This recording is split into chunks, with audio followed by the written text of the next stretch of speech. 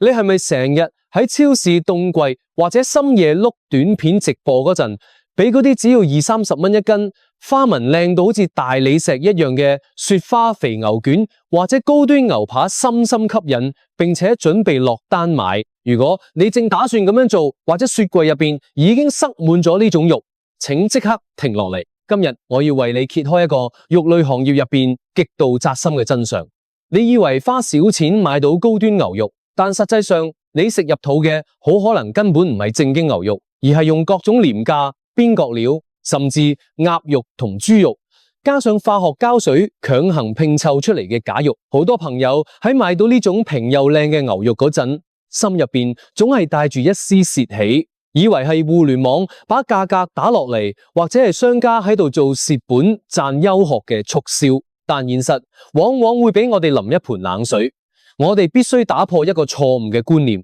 喺生鮮肉類呢個行業入邊，從來就冇天上掉餡餅嘅好事。當我哋講到假牛肉，好多人嘅第一反應係用豆製品整嘅素肉，或者完全用其他肉類掩飾嘅假貨。但而家嘅造假技術早就升級咗。我哋呢度講嘅假係指拼接肉同重組肉。呢個就要提到一個聽落好專業，但實際上非常可怕嘅嘢。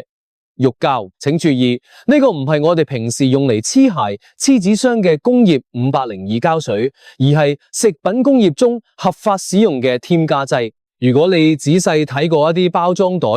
可能會發現配料表入邊收埋咗卡拉膠、黃原膠或者名極度拗口嘅谷氨酰胺轉氨酶。喺正規嘅食品加工入邊，合理使用佢哋嚟改善口感係國家允許嘅。但令人失望同氣憤嘅係，好多無良商家把呢啲添加劑當成咗謀取暴利嘅工具。佢哋喺屠宰場同肉類加工廠入邊低價收購嗰啲冇人要嘅牛身上最差嘅碎肉、筋膜，甚至係淋巴周圍嘅邊角料。為咗進一步壓低成本，佢哋仲會大量參入價格低廉嘅鴨肉或者豬肉，跟住佢哋把呢啲亂七八糟嘅碎肉倒進大機器入邊，加入大量嘅肉膠同補水劑，通過機器嘅強力攪拌同高壓塑形，把呢啲碎肉死死咁黏合喺埋一齊，最後經過低溫速凍，再用切片機一刨，一片片紋理均勻、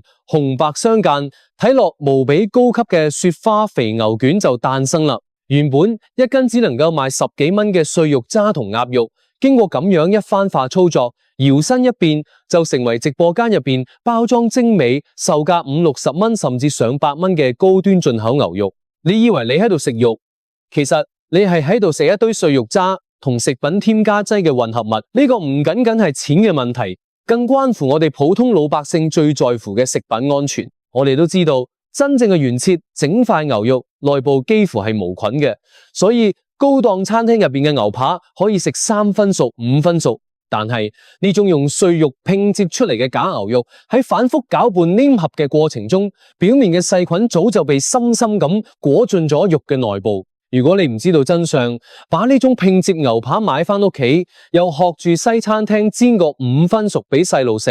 嗰啲隱藏喺肉塊深處嘅細菌根本冇被高溫殺死，輕則導致家人腸胃不適、肚濕，重則引發嚴重嘅食物中毒。既然商家嘅手段如此隱蔽，我哋普通消費者難道就只能任人宰割咩？當然唔係，假嘅永遠真唔到，只要佢喐過手腳，就一定會留下破綻。接下嚟，我為大家總結咗一份最實用、最通俗易懂嘅鑑別假牛肉排行榜。只要掌握呢4招，你就能成為菜市場同超市入邊嘅行家。第一名，配料表入邊嘅現形記，呢個亦係最科學、最冇爭議嘅一招。不管商家喺直播間入邊把呢塊肉吹得幾咁天花亂墜，國家嘅食品安全法規要求佢哋必須喺包裝上如實標注成分。所以買包裝牛肉嘅第一件事就係翻到背面睇配料表。真正嘅原切牛肉配料表嗰一欄永遠係乾乾淨淨嘅，通常只有2個字：牛肉。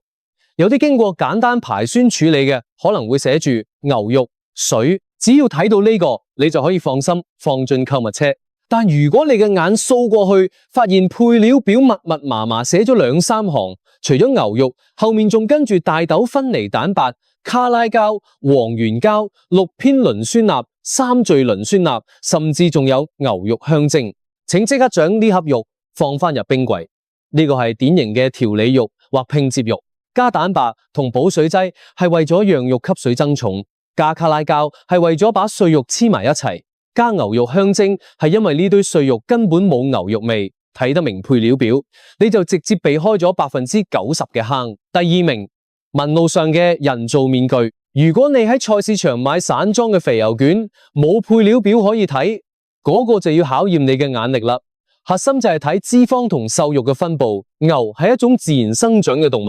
佢身上嘅脂肪係慢慢沉積喺肌肉纖維入邊嘅，所以真正嘅雪花牛肉，佢嘅白色脂肪同紅色瘦肉係交織喺埋一齊嘅。紋路非常唔規則，就好似天然嘅大理石或者樹根一樣，有粗有細，有一種自然過渡嘅絲絲斷續感。即使你用力去撕，